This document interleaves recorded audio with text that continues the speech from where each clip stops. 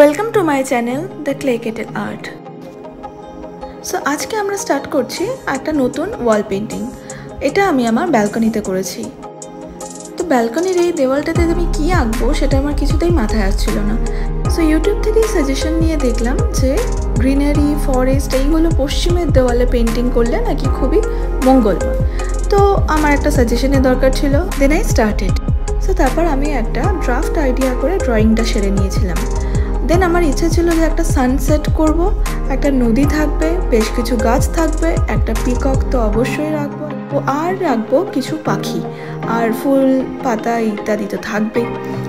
তো ব্যাকড্রপে সানসেট, পিছনে দূরের সবুজ পাহাড়, এগুলোকে বানিয়ে নিয়ে তারপর দুটো গাছ বানিয়েছি। এখন ময়ূরটা সুন্দর করে সাজিয়ে নিচ্ছি। এরপর নদীতে একটু ডেপথ আনার জন্য একটু ডার্ক কালার ইউজ করছি আর হোয়াইট দিয়ে হাইলাইটসগুলো। Then I am adding some more details.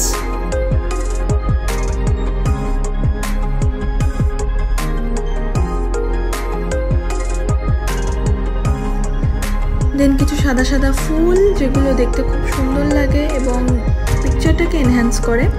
দেন কিছু সবুজ, কিছু পাতা অবশ্যই, আর তার সাথে সানসেটের আকাশে কিছু উড়ো পাখি আর ময়ূরের পাখায় কিছু ইয়েলো অ্যান্ড গোল্ডেন হাইলাইটস।